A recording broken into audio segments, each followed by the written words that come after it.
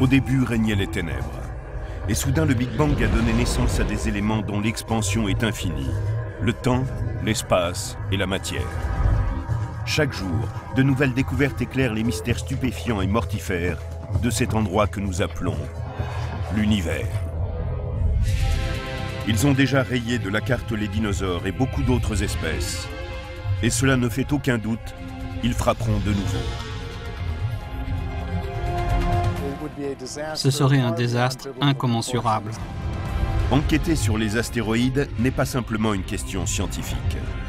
Les astéroïdes sont un problème grave pour l'humanité. C'est une question de survie. En collectant le plus d'informations possible, on saura peut-être quoi faire. Soyez prêts à découvrir les astéroïdes et à vous rendre là où personne n'est encore allé.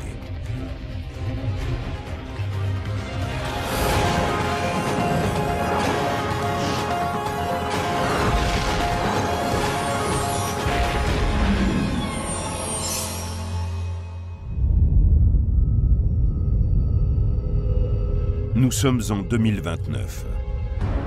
Un astéroïde que les scientifiques suivent depuis des décennies va passer tout près de la Terre. Il est grand comme 3 terrains de football et s'appelle Apophis, comme le dieu égyptien de la destruction.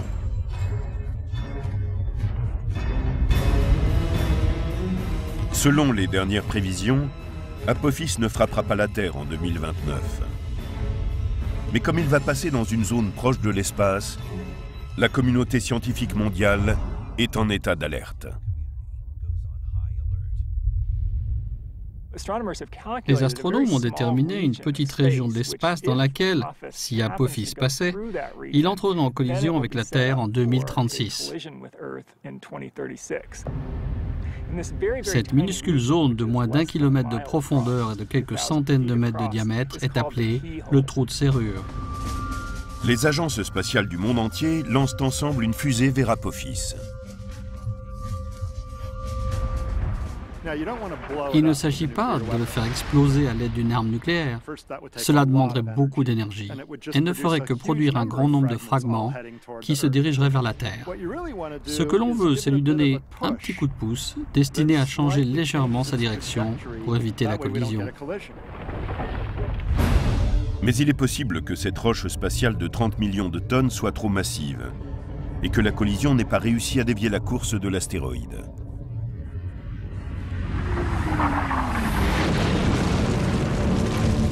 L'impact de 2036 aurait une puissance 1 millier de fois plus importante que la bombe atomique lâchée sur Hiroshima.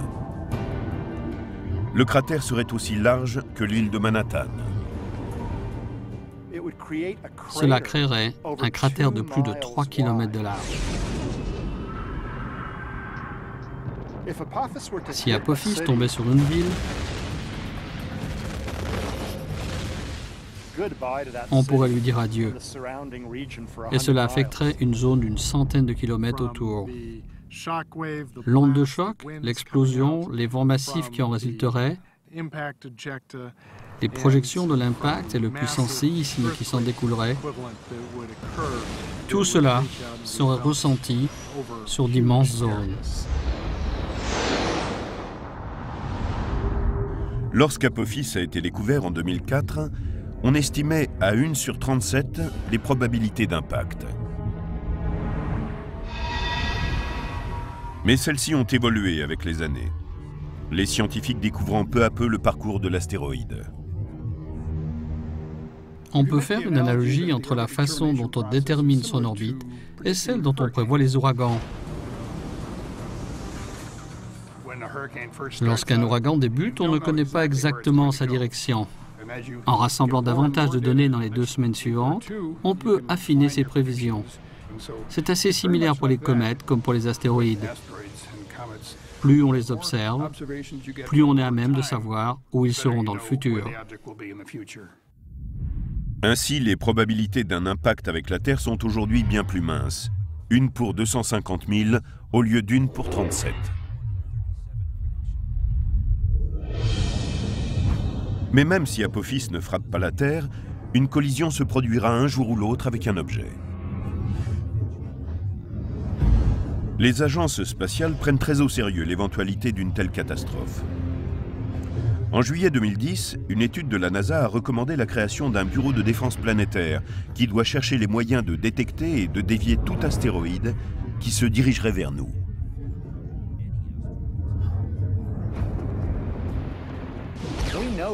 On sait avec certitude qu'un gros astéroïde frappera un jour la Terre au cours des 10 000 prochaines années. La vraie question est de savoir quand et si nous serons prêts à y faire face.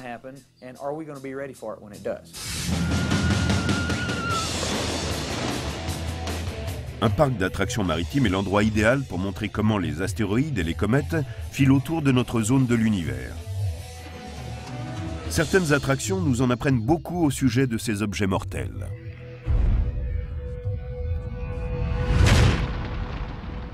Notre système solaire est un peu comme un stand de tir. Les astéroïdes et les comètes peuvent de temps en temps frapper des planètes et des lunes et créer de gigantesques cratères. Mais les plus gros objets présentent une zone transversale plus importante et ont par là même plus de facilité à entrer en collision. Dans ce cas, je dois frapper dans le mille ces objets qui sont tous à peu près de la même taille. Imaginons maintenant que l'homme qui est là-bas soit Jupiter et l'écureuil serait la Terre, il est plus petit. Ces fourmis seraient notre Lune, elles sont encore plus petites. Jupiter est donc assez facile à atteindre. La Terre, l'écureuil sont plus difficiles à toucher. Ils ont une zone transversale plus petite. Et voilà, la Terre a été frappée. Les fourmis sont tellement petites qu'elles sont encore plus difficiles à atteindre. La plupart des astéroïdes les manquent. Ils ne les frappent que très occasionnellement. Contrairement à un stand de tir où les balles, ou bien dans ce cas les éclairs de lumière, se déplacent toujours en ligne droite, les astéroïdes et les comètes tracent une courbe en direction de leur cible. Jupiter a tendance à attirer les astéroïdes et les comètes par sa gravité. C'est un peu comme si je commençais à viser cet objectif loin là-bas, Jupiter appuie sur la gâchette et me tire finalement dessus. Comme la Terre est moins grosse que Jupiter, sa gravité est moindre et n'attire pas autant d'astéroïdes.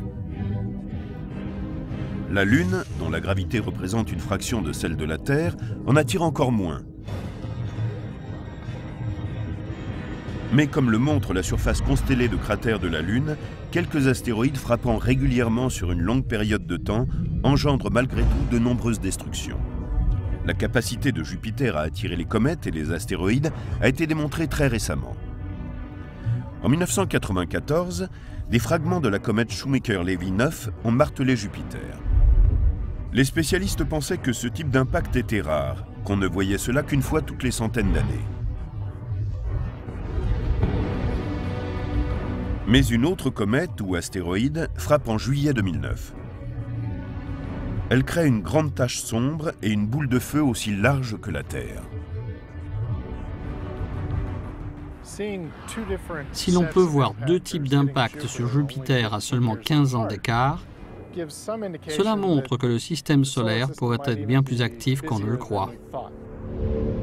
En juin 2010, un troisième objet frappe Jupiter et un astronome amateur saisit le moment de l'impact. Cela va-t-il obliger les spécialistes à changer leur estimation selon laquelle Jupiter serait frappé par de larges objets plus souvent qu'une fois sur plusieurs centaines d'années? Je pense que ce n'est pas forcément plus fréquent que ce que l'on croyait auparavant. Mais l'objet qui a frappé Jupiter en 2009 était plus petit que la comète Shoemaker-Levy 9 et il y a beaucoup plus de petits objets que de grands. Mais il est toujours important d'avoir des informations sur les impacts, quels qu'ils soient. Pour évaluer les risques d'impact sur la Terre, on a besoin de comprendre les astéroïdes et leurs orbites.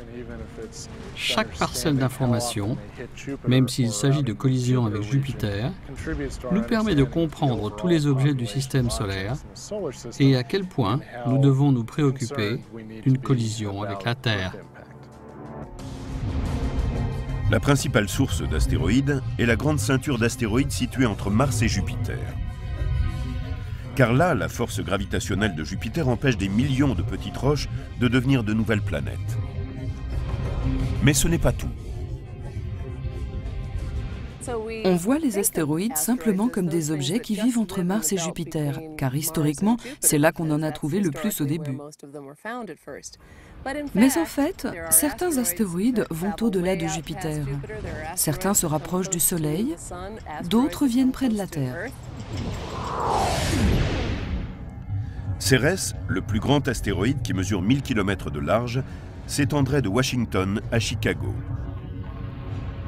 Il est si vaste qu'il représente environ un tiers de la masse totale de la ceinture d'astéroïdes.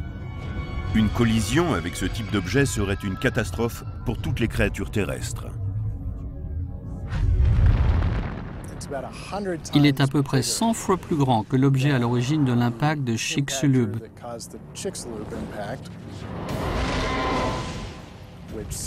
qui a entraîné l'extinction d'environ 70% des espèces sur Terre, dont celle des dinosaures. Dès le départ, ça ne sent pas bon. C'est vraiment quelque chose de très dangereux. Ce serait une catastrophe incommensurable. Elle créerait un cratère presque aussi vaste que les États-Unis. Si cela se produisait, l'impact provoquerait le rejet de matière en fusion et la naissance de vents supersoniques autour du globe. Heureusement, Cérès a une orbite stable autour du Soleil. Et les grands astéroïdes sont faciles à détecter et à suivre. On serait sans doute alerté des décennies à l'avance si un astéroïde de plus d'1,5 km de large risquait de frapper la Terre. Mais les plus petits représentent un plus grand défi, comme le montrent les dernières informations recueillies. Il y a beaucoup plus de petits astéroïdes que de grands. Si on parle d'objets d'1 kilomètre de diamètre, on pense qu'il en existe 940 et que l'on en a découvert 86%. Si l'on parle de plus petits objets, disons d'une centaine de mètres de large, on pense qu'il en existe environ 50 000 et qu'on n'en a découvert que 10%. Et si on parle d'objets plus petits encore, d'environ 30 mètres de large, on pense qu'il y en a environ 2 millions et que l'on en connaît moins d'1%. Des télescopes plus perfectionnés devraient voir le jour dans les prochaines décennies. Ils permettront aux astronomes d'identifier davantage d'astéroïdes de toute taille. Mais il se pourrait qu'un astéroïde de 30 mètres de large, lancé sur une trajectoire qui le conduise à entrer en collision avec la Terre, ne soit détecté que juste avant l'impact et qu'il ait, malgré sa petite taille, des conséquences dévastatrices.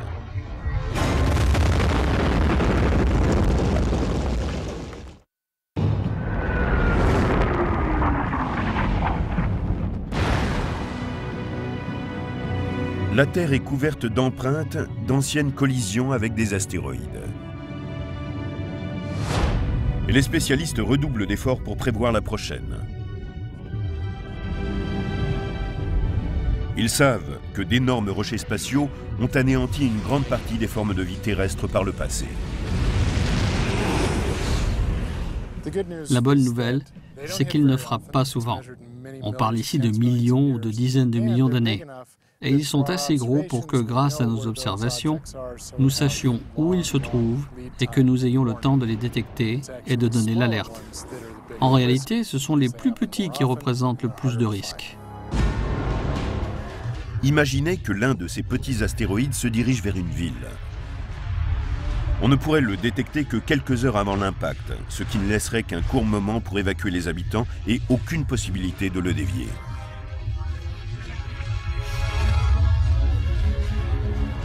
S'il mesurait environ 30 mètres de large, il frapperait avec une énergie équivalente à 5 mégatonnes, soit 400 fois plus que la bombe atomique lâchée sur Hiroshima.